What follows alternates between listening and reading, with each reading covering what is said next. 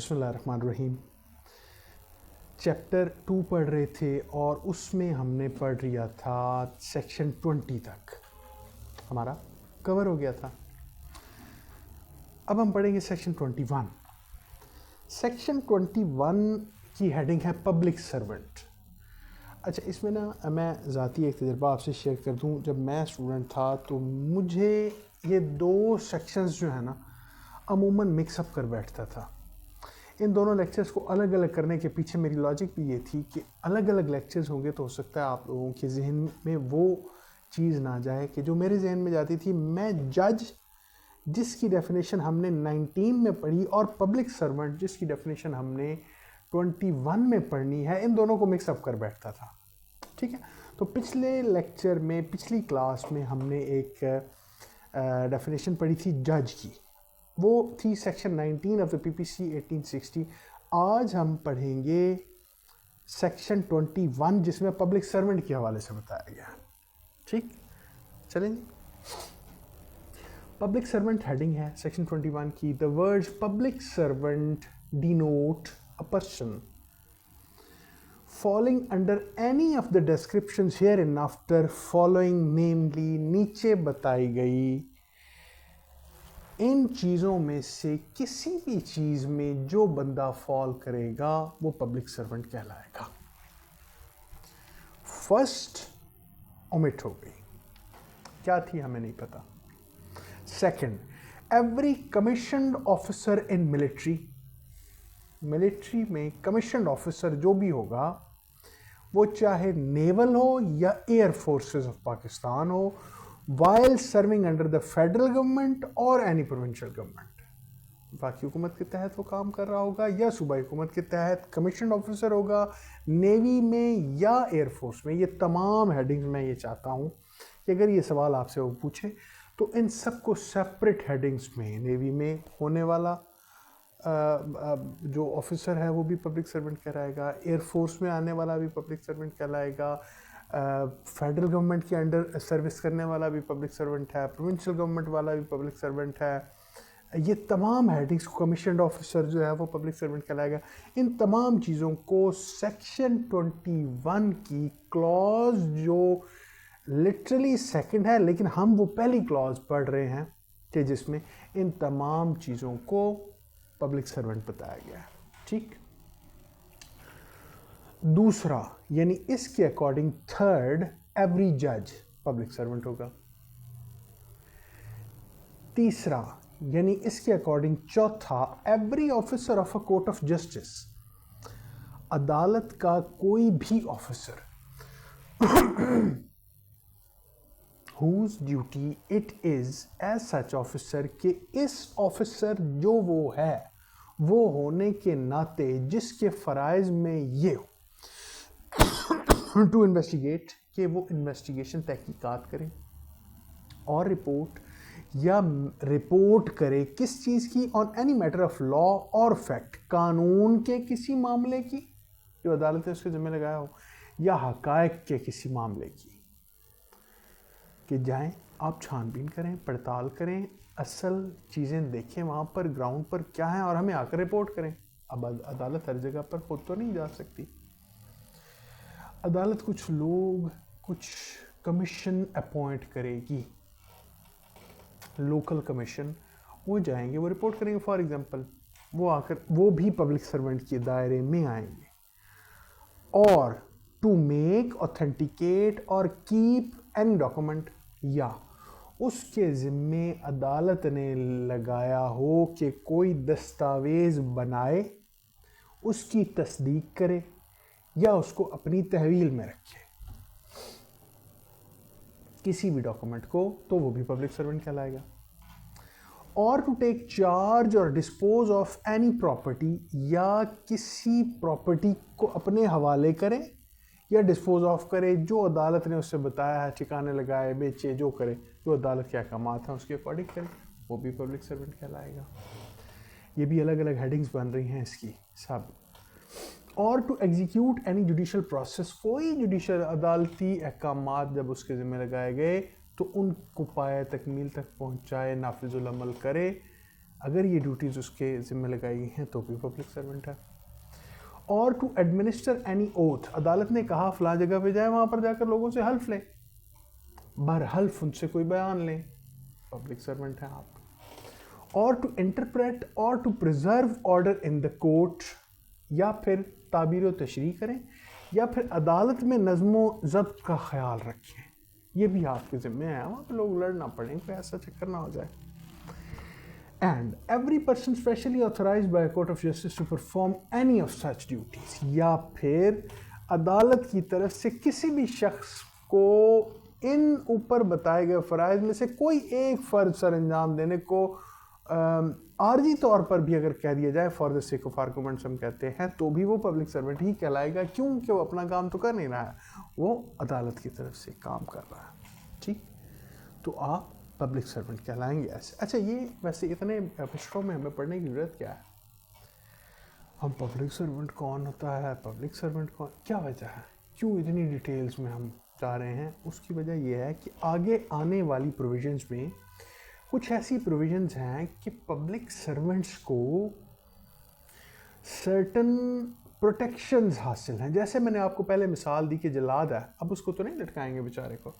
इसी तरह public servant in discharge of his official functions and duties जो काम कर रहा है, उस बेचारे को आप प्रोटेक्शन नहीं देंगे और वल्नरेबिलिटी का उसे सामना करना पड़ेगा। अगर हर बात, हर छोटी मोटी बात पर वो फंस जाएगा तो वो आपके कैसे काम करेगा? लिहाजा कानून ने कुछ चीज़ों में उसको प्रोटेक्ट किया है। अब वो कौन है जो comes with in the ambit of this expression which is called public servant, उसके लिए ज़रूरी है कि आप अभी से वो तमाम लोग समझ लें कि ये पब्लिक सर्वेंट्स हैं। तो आगे आने वाली प्रोविजंस में आपको ये आसानी होगी कि ये प्रोटेक्शन उन लोगों के लिए दी गई हैं जो सेक्शन 21 ऑफ द पीपीसी में हमें ऑलरेडी बताए गए। अच्छा, फिफ्थ कौन सा बंदा होगा? एवरी ज्यूरीमैन, असेसर और member of panchayat assisting a court of justice और पब्लिक सर्वेंट। एक ऐसा पंचायती, एक ऐसा, जैसे वो कहते हैं ना, सथ कोई बन गई, फॉर एग्जांपल गांव में जिरगा कोई बैठ गया, और वो लेकिन हो इस नौयत का कि वो अदालत को उसके काम में इमदाद फराहम कर रहा हो या किसी पब्लिक सर्वेंट के काम में उसको इमदाद फराहम कर रहा हो, वो खुद भी पब्लिक सर्वेंट होगा। ठीक,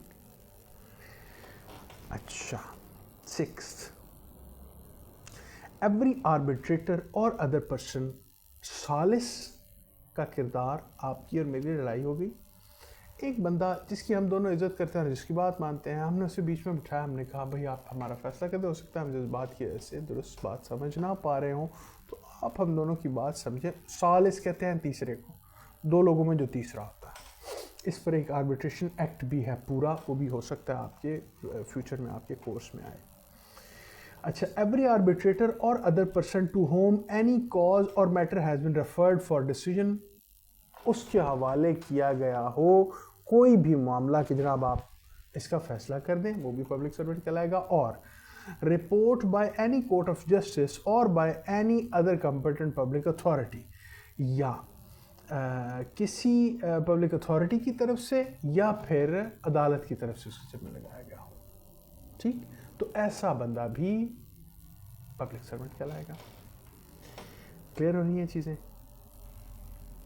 Seventh, every person who holds any office by virtue of which he is empowered to place, keep any person in confinement, किसी बंदे को अपनी तहवील में ले या अगर तहवील में है तो उसको तहवील में रखे, ये फ़राइज़ भी किसी के ज़िम्मे अगर लगाए गए हों तो वो भी पब्लिक सर्वेंट है। 8, every officer of the government whose duty it is as such officer to prevent offences, जिस अफसर के ज़िम्मे ये हो कि आपने जराइम की रोकथाम करनी है, रोकना है, जैसे रोकें जो भी रूल्स वो बनाएं। To give information of offences, या अगर जराइम हो जाए तो फिर आपने इत्तला देनी है हमें। To bring offenders to justice, जो मुजरिमान हैं उनको इंसाफ के कटहरे तक लेके आना है। और to protect the public health, safety और कन्वीनियंस, या फिर आपके ज़िम्मे ये है कि आप जो आम आवाम है उसकी सेहत, उसका तहफ़्फ़ुज़ और उसकी आराम व आसाइश का ख्याल रखेंगे। ठीक, तो भी आप पब्लिक सर्वेंट।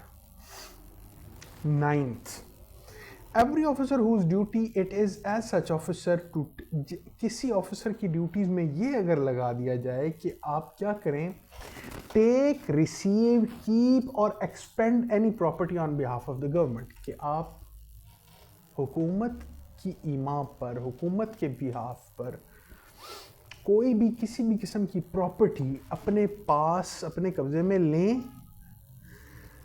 वसूल करें, अपने पास रखें या उसको खर्च करें। अगर आपके ज़िम्मे इन फ़राइज़ में से कोई फ़र्ज़ लगाया गया है तो भी आप पब्लिक सर्वेंट हैं। और टू मेक एनी सर्वे, जाएं सर्वे करें फ़लाँ जगह पर, असेस करें, असेसमेंट करें, और contract on behalf of the government, या फिर ये करें कि हुकूमत के बिहाफ पर कोई कॉन्ट्रैक्ट कराएं फ़लाँ जगह पर जाकर। और to execute any revenue process, कोई रेवेन्यू प्रोसेस, ये जैसे रेवेन्यू, लैंड रेवेन्यू एक्ट है 1967 है, उसमें एक पूरा डिपार्टमेंट बनाया गया, रेवेन्यू डिपार्टमेंट। आप कोई पटवारी हैं, कोई ऐसी अगर आपके पास पोस्ट है तो भी पब्लिक सर्वेंट हैं आप। और टू इन्वेस्टिगेट और to report on any matter affecting the pecuniary interest of the government, या फिर यह है कि हुकूमत के इल्म में लाए रखें कोई अगर ख़ास चीज़ है जिससे हुकूमत के मफादात पर असर पड़ रहा है, वो भी बताएं। अच्छा जी, और टू मेक, ऑथेंटिकेट और keep any document relating to the pecuniary interest of the government, या हुकूमत के इन्हीं मफादात के हवाले से कोई दस्तावेज़ात बनाएं, उनकी तस्दीक करें, उन्हें अपने पास रखें। इस हवाले से अगर आपके ज़िम्मे कोई ड्यूटी है तो भी आप पब्लिक सर्वेंट हैं।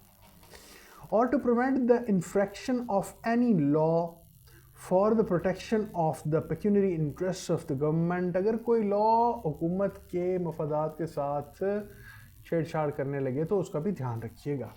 And every officer in the service और पे ऑफ द गवर्नमेंट और रिम्यूनरेटेड बाय फीस और commission for the performance of any public duty, या पब्लिक ड्यूटी किसी भी नौयत की हो, अगर आप हुकूमत की उससे तनख्वाह ले रहे हैं, फीस ले रहे हैं, कोई कमीशन ले रहे हैं, तो भी आप पब्लिक सर्वेंट हैं। ठीक, क्लियर हो रही है बात? Good. 10th, every officer whose duty it is as such officer to take, receive, keep or expend any property, to make any survey or assessment or to levy any rate, आप जाएं सर्वे करें, देखें भालें किसी भी जगह पर, और टू लेवी एनी रेट और tax for any secular common purpose of any village, कोई सेक्युलर कॉमन सबका मफाद आमा में अगर कोई मकसद है किसी ख़ास कस्बे या गांव का, तो आप वहाँ पे टैक्स लेके उन्हीं लोगों से मालिया जो है वो लेकर वो लें, टाउन और डिस्ट्रिक्ट, और टू मेक, ऑथेंटिकेट और keep any document for the ascertaining of the rights of the people of any village, town और डिस्ट्रिक्ट, या फिर आपके ज़िम्मे ये लगाया गया है कि उस विलेज, टाउन या डिस्ट्रिक्ट के लोगों का डेटा कलेक्ट करें और उनके बारे में मालूमात फराहम करें ताकि उनके हुकूक का आपको पता हो। ऐसी भी कोई फ़राइज़ अगर आपके ज़िम्मे लगाए गए हैं तो भी आप पब्लिक सर्वेंट हैं। ठीक। 11th, every person who holds any office in virtue of which she is empowered to prepare, publish, maintain or revise an electoral roll or to conduct an election or part of an election, ये election commission वाले जो हैं, election के हवाले से अगर आपके ज़िम्मे कोई फ़राइज़ लगाए गए हैं तो भी आप पब्लिक सर्वेंट हैं। यहाँ तक क्लियर हो गई बात? पक्का? गुड। इलस्ट्रेशन है उसकी, a municipal commissioner is a public servant. ठीक। अब एक्सप्लेनेशंस हैं उसकी। Explanation 1, persons falling under any of the above descriptions are public servants whether appointed by the government और नॉट। देखें, अगर कोई बंदा गवर्नमेंट ने अपॉइंट किया है तो वो तो पब्लिक सर्वेंट हो गया, अगर नहीं किया तो किया उस बेचारे ने यही काम है जो आपने ऊपर बताया, किसी ने उसके जिम्मे लगा दिया जो बंदा ऑथराइज था फॉर एग्जांपल, ये बंदा ऑथराइज नहीं था, लेकिन फिर भी काम अगर इसने यही किया जो ऊपर बताए गए कामों 11 या 10 कामों में से कोई एक है, तो भी कहलाएगा ये public servant he in discharge of those official duties. हाँ, कोई 2 नंबरी करे तो फिर अलग बात है। क्लियर हो गया? Explanation 2, wherever the words public servant occur, जहां आपके सामने ये अल्फाज आए public servant, they shall be understood of every person who is in actual possession of the situation of a public servant, whatever legal defect there may be in his right to hold that situation.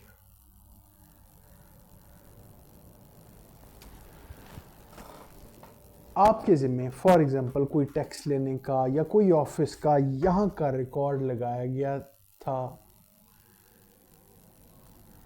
मैं एक ऐसा शख्स हूँ कि जो जायज़ तौर पर इस कुर्सी का हक नहीं रखता, मैं कहीं से सिफारशी आ गया हूँ या कहीं से कोई मैंने किसी को लेन देन कर लिया है और मैं आया हूँ, आपको ये पता है कि मेरे इल्म में ही वो बात नहीं है। फॉर एग्जांपल मैं आके यहाँ पे दरवाजे में खड़ा हो गया, मुझे चार्ज दें, आपने कहा भाई बात यह है सुनो, मैं बिटवीन सम एक्शन हूँ, इस वक्त कोई काम मैं कर रही हूँ, आपकी मेहरबानी मुझे ये काम कर लेने दें। अगर मैं इस वक्त ये छोड़ के चली भी गई तो आपको ये काम समझने में ही साल लग जाएगा, तो मैं ये कर लूँ, मैं दे देती हूँ चार्ज। अब आपने वो कर लिया काम अच्छी नीयत से, इन गुड फेथ। मैंने आप पर एक लिटिगेशन शुरू कर दी कि जी नहीं वो काम तो मैंने करना था, मैं पता नहीं आया ही उस चक्कर में हूँ। लेकिन आपने एक काम जो एक्चुअली उस पोजीशन को होल्ड करते हुए in the capacity of the public servant कर लिया। अब आपको इन प्रश्नों में डालना मुनासिब नहीं है according to the explanation 2 of section 21 of PPC कि आपके पास एक्चुअल पोजेशन थी उस वक्त उस पब्लिक सर्विस की, तो ठीक है, कोई हर्ज नहीं है, आपने कर लिया तो कोई पहाड़ नहीं टूट गया। ठीक, कानून में ये गुंजाइश मौजूद है अगर इसको हम अच्छे से इस्तेमाल करें पॉजिटिवली, इसको जो है वो अपने टैक्टिक्स के तौर पर लोगों को जलील करने के लिए यूज़ ना करें, दुरुस्त तरीके से यूज़ किया जाए तो अच्छी चीज़ है। एक्सप्लेनेशन 3, द वर्ड इलेक्शन, ठीक क्लियर हो रही हैं चीज़ें? The word election denotes an election for the purpose of selecting members of any legislative. Election कहाँ कहाँ यूज़ होगा? जो एक्सप्रेशन है वो कोई लेजिस्लेटिव मेंबर आप चूज़ कर रहे हैं, यानी मेंबर ऑफ नेशनल असेंबली है या प्रोविंशियल असेंबली है, म्यूनसिपल और अदर पब्लिक अथॉरिटी आप कर रहे हैं, उसका बंदा select of whatever character, चाहे वो जिस भी नौयत का है, the method of selection to which is by और under any law prescribed by election. जिस मेथड का नाम किसी न किसी लॉ में इलेक्शन रखा गया हो, अगर आप वो काम कर रहे हैं तो भी आप पब्लिक सर्वेंट की डेफिनेशन में आते हैं और उस प्रोसेस को इलेक्शन ही कहा जाएगा। ठीक, क्लियर हो गया? अच्छी बात है। आगे चलना चाहती हैं आप या? सेक्शन 22, मूवेबल प्रॉपर्टी क्या है? द वर्ड मूवेबल प्रॉपर्टी ऐसे, ठीक ये देख रही हैं मूव हो रही है, एक जो इमूवेबल है, जो मूव नहीं हो रही है, दीवारें या उनके साथ ऐसी चीज़ें जो परमानेंटली फिक्स्ड हैं, ज़मीन के साथ जो जुड़ी हुई हैं, जो मूव नहीं हो पा रही हैं, वो सारी इमूवेबल होंगी। ये होगी सादा सी डेफिनेशन। सेक्शन 22 में मूवेबल प्रॉपर्टी या the word movable property are intended to include corporeal property of every description.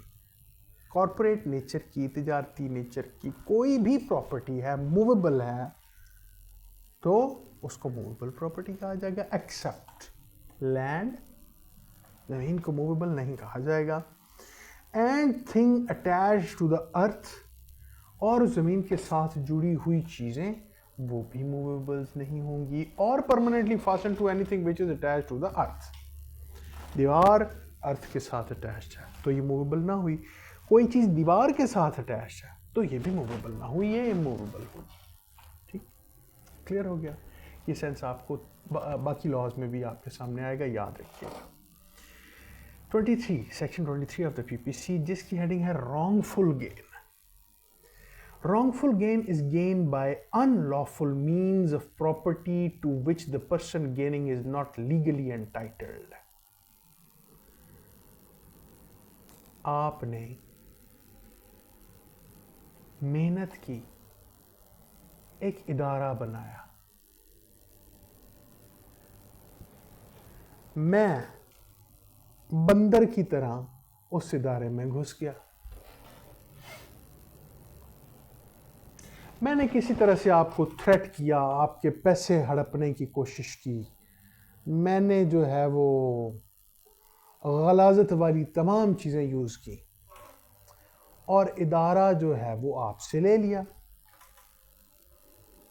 उस इदारे को मैंने 100 साल चलाया और उससे मैंने 2 अरब 45 करोड़ 33 लाख रुपया जमा कर लिया। जो इदारा मैंने गलती और ज्यादती से लिया था आपसे, बेईमानी और बदनीयती पर लिया था, वो 2 अरब 45 करोड़ 33 लाख रुपया सारे का सारा जो मेरे पास मौजूद है, कानून उसको अलग से शनाख्त करता है, उसको रॉन्गफुल गेन मानेगा। मेरे पास मौजूद रकम वो जो है वो अलग से कानून उसको शनाख्त करेगा, चाहे सदियों बाद कर ले, नाजायज होगा, इलेजिटिमेट और रॉन्गफुल गेन कहलाएगा। ठीक, कानून भूलता नहीं है, ये याद रहे। अच्छा,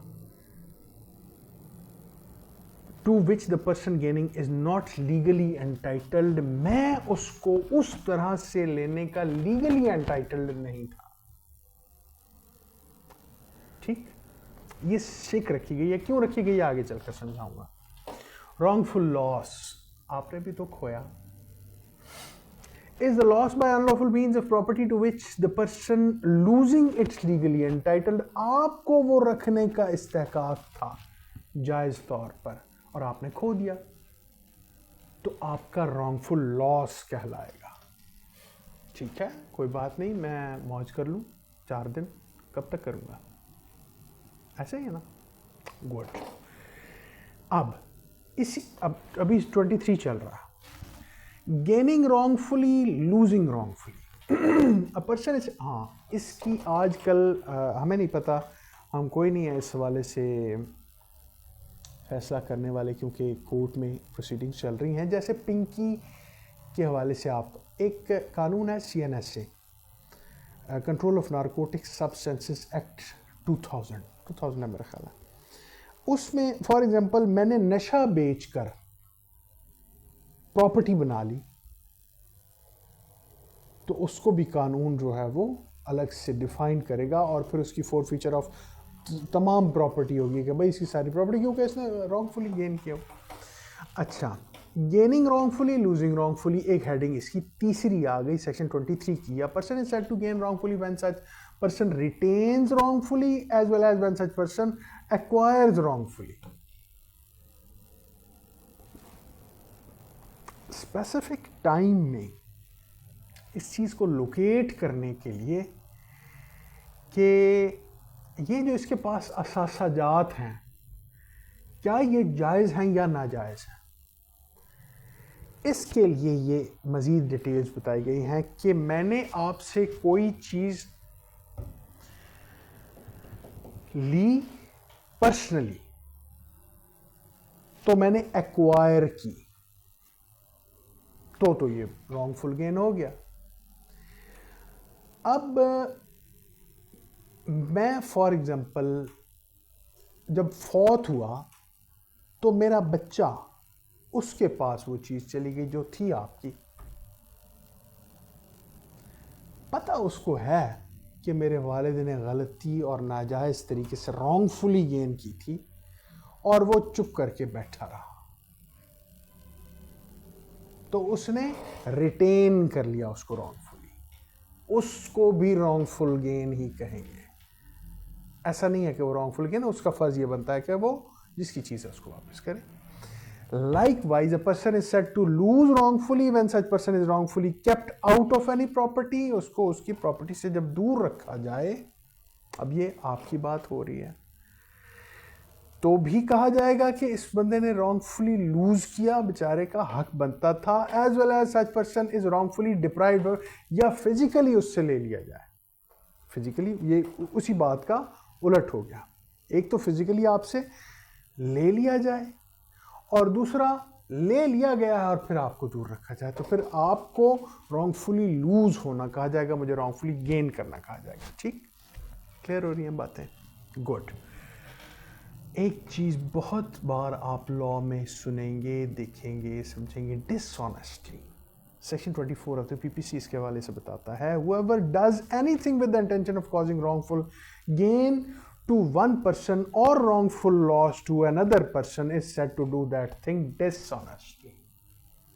अगर ये साबित हो जाए किसी भी स्टेज पर कि आपने या मैंने या किसी ने भी कोई काम इस नीयत से किया कि ये ऊपर वाला रॉन्गफुल गेन कॉज किया जाए या ये ऊपर वाला रॉन्गफुल लॉस कॉज किया जाए,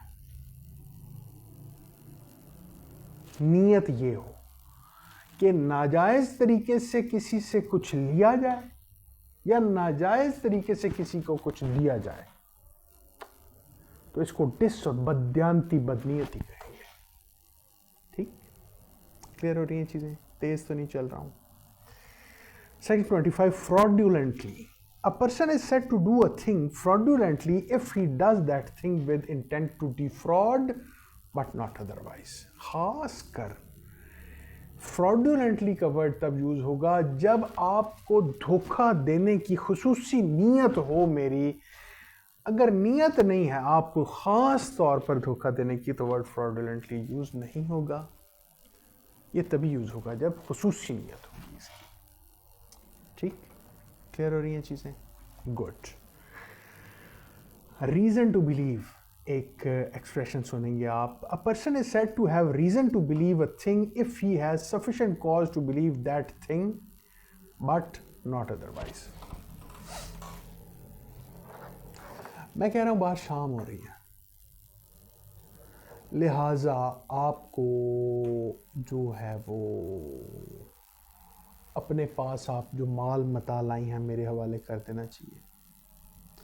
अब आपके पास रीज़न टू बिलीव शाम होने की ये है कि जब आप यहाँ एंटर हुए तो उस वक्त 2 बज रहे थे और अब उसको कोई 5-6 घंटे हो गए हैं, ऑल्दो बाहर का सीन जो है वो आपके सामने नहीं है, तो ये एक सफिशिएंट रीज़न टू बिलीव है कि हाँ भाई शाम हो रही है। ठीक है, आपके पास अगर सफिशिएंट लॉजिक्स होना किसी बात को मानने की तो कहा जाएगा कि आप के पास रीज़न टू बिलीव थी।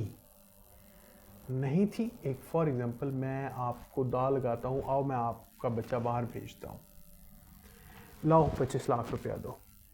अब आपसे कल को यह पूछा जाएगा कि तेरा दिमाग खराब है कि एक बंदे ने रेडी आमों वाली लगाई हुई है, तू उसको जाके 25 लाख रुपया पकड़ा दिया, कौन सी रीज? आप कहेंगी भाई नहीं, बात यह है कि मैंने अपने पड़ोसी से फलां बंदे से सुना है, उसके बच्चे को भिजवाया था, उसने बाहर ये देखे, उसने मुझे डॉक्यूमेंट्स दिखाए थे, मैंने अपने ये मोबाइल में फ़ोटोज़ लिए थे, ये हमारी बातें हुई थी, तो आपके पास सफिशिएंट रीज़न टू बिलीव मौजूद है।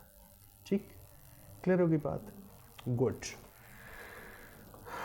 27, property in possession of wife, clerk और सर्वेंट।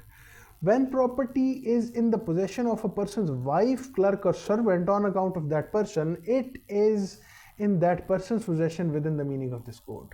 ये जो ऊपर आपने possession word पढ़ा था ना कि आपकी possession में हो, मैं ये करता हूँ कि आपसे चीज़ फ्रॉड करके या wrongfully गेन करके या चोरी करके डाका डाल के कुछ ले लिया आपसे, जब ले लिया तो मैंने अपनी बीवी के नाम कर दिया, क्लर्क के नाम, नौकर के नाम कर दिया, जैसा आमतौर पे होता है, तो ये नहीं माना जाएगा। वो भाई तेरी ही पोजेशन में है, अगर तेरा क्लर्क या तेरी बीवी के पास है तो उसको पोजेशन हम यही मानेंगे कि आपकी अपनी पोजेशन में है। ठीक, क्लियर हो गया? तो हमारे साथ चालाकियां नहीं चलेंगी। अच्छा, अब उससे अगली बात ये एक्सप्लेनेशन 27 की ये है कि अ पर्सन एम्प्लॉयड टेम्पररीली और on a particular occasion in the capacity of a clerk और सर्वेंट इज अ क्लर्क और servant with in the meaning of this section. 3 साल पहले 6 महीने के लिए मेरे पास क्लर्क आया था जनाब, अब तो नहीं है। और भाई अब कैसे होगा, अब तो तूने उसके नाम प्लाजे लगवा दिए हैं। अब मानना, अगर ये उस वक्त आ गया था एक बार, तो अब यही माना जाएगा कि ये तेरा ही क्लर्क है जिसके नाम तूने, आ जाना साइड पे हो, निकाल इसके प्लाजे, इसके पास कहाँ से आ गए। ठीक, इसका मतलब है कि इन तमाम चीज़ों के पीछे कुछ रॉन्गफुल गेन है या रॉन्गफुल लॉस है। ठीक, क्लियर हो रही हैं बातें? गुड। 28 काउंटरफीट। काउंटरफीट का मतलब है एक जैसी सिमिलर दूसरी चीज इस तरह से बना देना कि मैं आपको धोखा दे सकूं। ठीक है ये जाली और मैं आपको धोखा देने के लिए बना रहा हूं। A person is said to counterfeit who causes one thing, जो बंदा एक चीज को to resemble another thing, दूसरी चीज के साथ इतना मुशाबे कर दे, intending by means of that resemblance to practice deception, और उसके पीछे उसकी नीयत ये हो कि वो किसी को धोखा दे, जैसे ये जाली नोट बनाने वाले करते हैं। बड़ी मैंने एक कमाल वीडियो देखी, बड़ी अच्छी मुझे लगी। उसमें हमारे कायद-ए-आज़म रहमतुल्लाह अलैह ने ना, एक बंदे ने 500 रुपये का नोट दिखाया इस किसी वीडियो में, और उसके ऊपर ना कायद-ए-आज़म रहमतुल्लाह अलैह ने टोपी सर्दियों वाली पहनी हुई थी। ठीक है, तो उसने कहा जी ये कोई हमारे कायद-ए-आज़म की जो सर्दियों की फ़ोटो आ गई है, उसने जाली 500 का नोट बना के इस तरह से वो लेके चला गया। तो ये जाली नोटों वाले पर ये काफ़ी ये जो सेक्शन जो है वो लगता है। और नोइंग, या फिर ये अब दूसरा सेंस आ रहा है, और knowing it's to be likely that deception will thereby be practised, या इस नीयत से उसने ये नोट नहीं बनाया, मान लिया कि वो किसी को धोखा दे, लेकिन उसे पता था कि इसको धोखा दिया जा सकता है, इसकी हैयत शक्ल इस तरह की है कि इससे धोखा बड़े आराम से दिया जा सकता है। क्लियर हो गया? Explanation 1, it is not essential to counterfeiting that the imitation should be exact. वो देखो ना जी, ये फ़र्क है ना, बिल्कुल तो नहीं है सेम ना बच्चे। इसकी ना एक्सप्लेनेशन 1 में ये लिखा हुआ है कि बिल्कुल सेम होना ज़रूरी नहीं है, बस रिजेंबल करना ज़रूरी है। हम ये मान लेंगे कि तूने काउंटरफीट किया। क्लियर हो गई बात?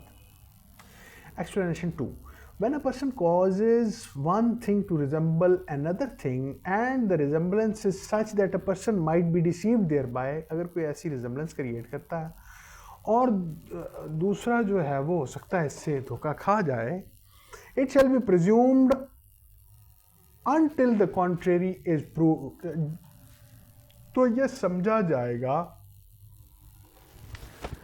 ये जो until the contrary is proved है ना, ये हम निकाल लेते हैं, हमें नहीं पता इसका क्या मतलब है। इस टुकड़े को हम यहाँ से निकाल कर एक साइड पर रख देते हैं।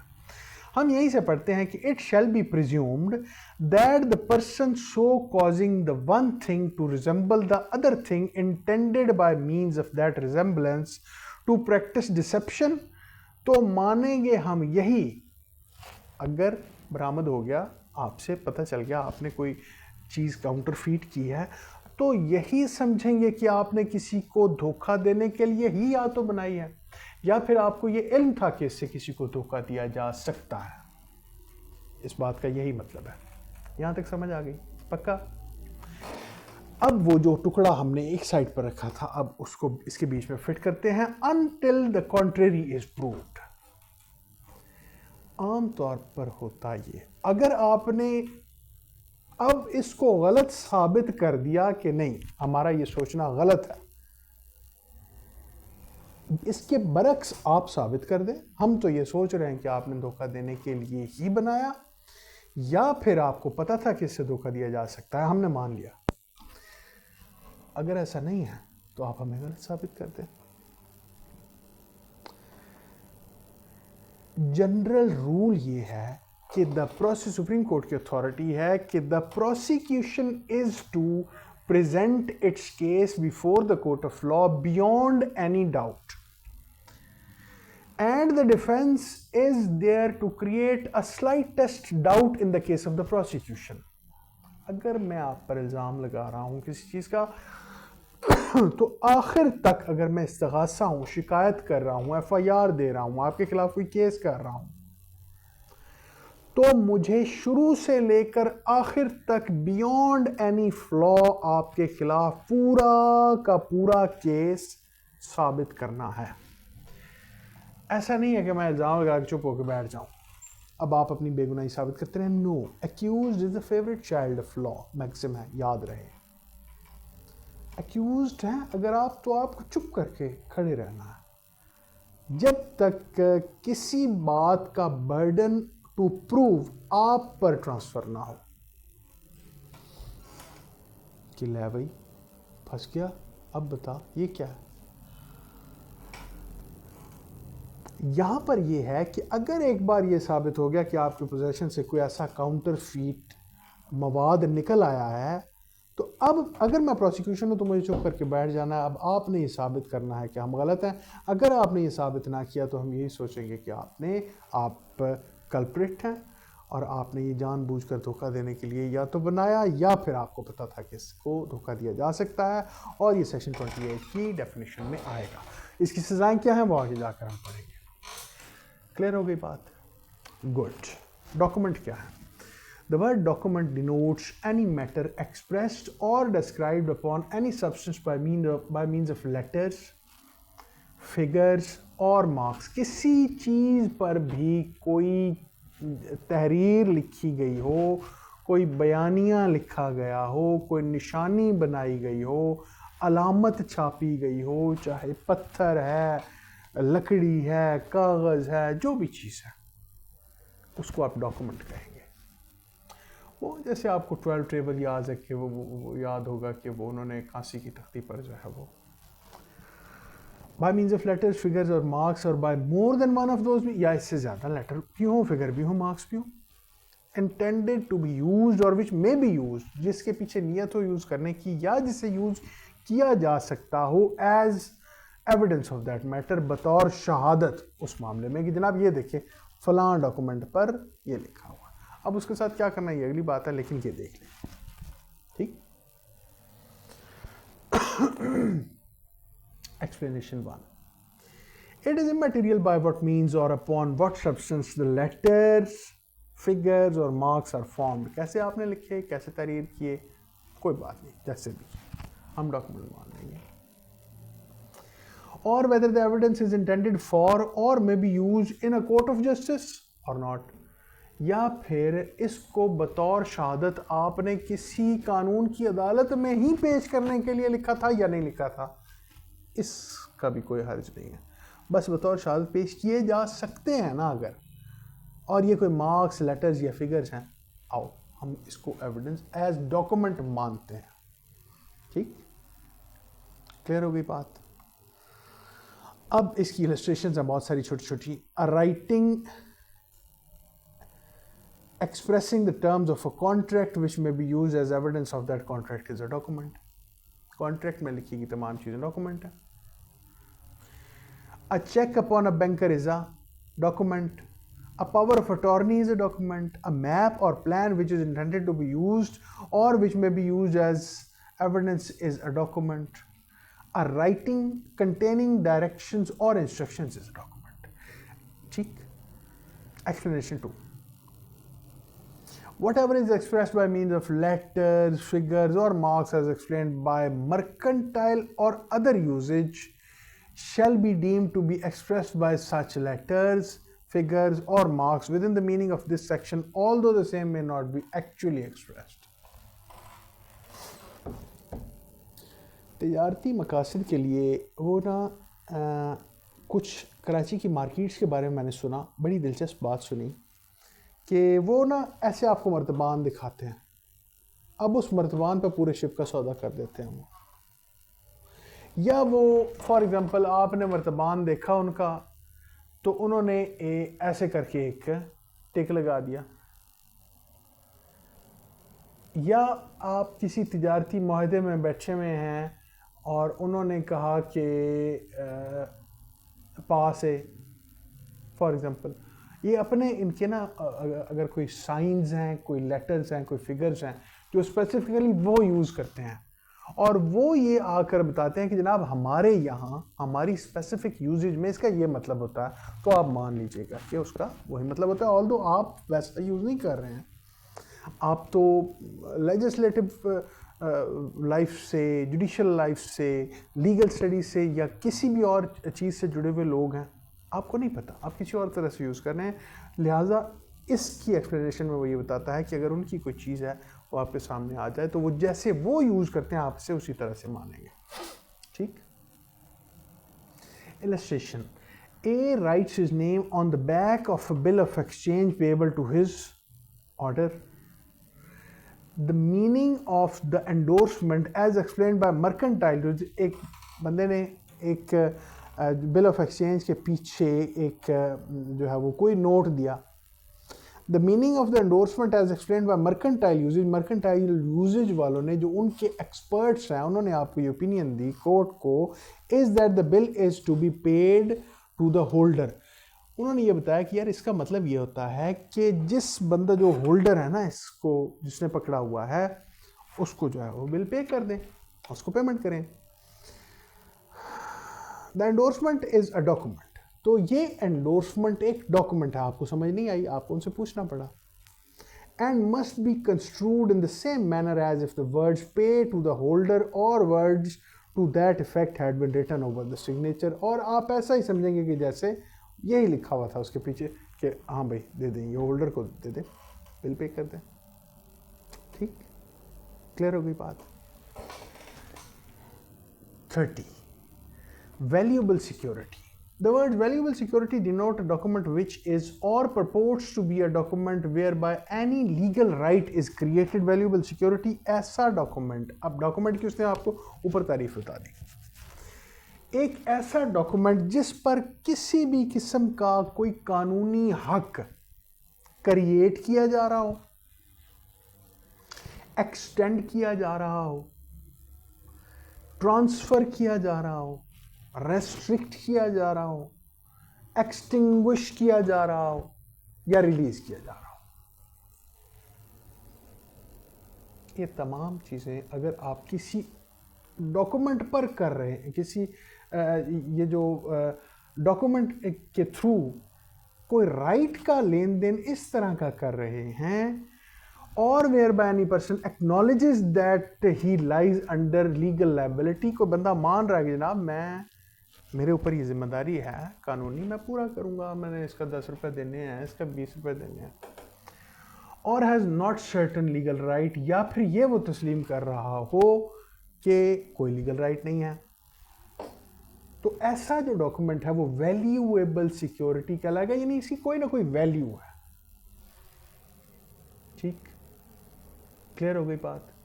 वैल्यू है ना, राइट बन रहा है, बिगड़ रहा है, ख़त्म हो रहा है, ट्रांसफ़र हो रहा है, यहाँ तक क्लियर हो गई बात। Illustration, A writes his name on the back of a bill of exchange, एक बिल ऑफ एक्सचेंज के पीछे एक बंदा अपना नाम लिखता है। As effect of this endorsement is to transfer the right to the bill to any person who may become the lawful holder of it. किसी और बंदे को ये इसका बिल ऑफ एक्सचेंज का राइट वो दे रहा है कि जो कल को इस बिल ऑफ एक्सचेंज का जायज़ होल्डर तस्वुर हो। The endorsement is a valuable security, तो उसके ऊपर जो ये याददाश्त की यार, ये जिसके पास गया ना, ये बिल ऑफ एक्सचेंज की जो भी वर्थ है आप उसको दे दीजिएगा, ये वैल्यूएबल सिक्योरिटी है, ये एंडोर्समेंट, क्योंकि इससे राइट क्रिएट ट्रांसफर हो रहा है। ठीक। A will, a will, the words a will denote any testamentary document, कोई भी वसीयती दस्तावेज विल कहलाएगी। ठीक। 32. वर्ड्स रेफरिंग टू एक्ट, ये जो थोड़ी सी चीज़ें छोटी सी नहीं बयान हो जाती, इनसे रिलैक्स मत होइएगा। आगे चल के यहाँ की हद तक तो फिर यही है जो इन्होंने लिखा है, लेकिन ये भी विल्स का भी एक बाकायदा जो है वो पूरा हमारे पास जो है वो चैप्टर है, सब्जेक्ट है। अच्छा 32 words referring to acts include illegal omissions. ये हम पहले भी समझ चुके हैं कि in every part of this code except where a contrary intention appears, माँ से इसके कि कोई इसके बरक्स नियत वाजे हो आपके सामने इस कोड की, आप यही समझेंगे from the context words which refer to acts done extend also to illegal omissions. जहाँ एक्ट की बात आएगी तो इलीगल ओमिशंस यानी जो आपके जिम्मे था और आपने नहीं किया वो भी एक्ट के ज़िम्मे में ही आएगा। अच्छा जी, आज हमने पढ़ लिया सेक्शन 32 तक, ऐसा ही है, ठीक है। आज के लिए इतना ही, बाकी इंशाल्लाह अगली क्लास में ज़िंदगी रही तो। थैंक यू सो मच जी, अल्लाह हाफिज़।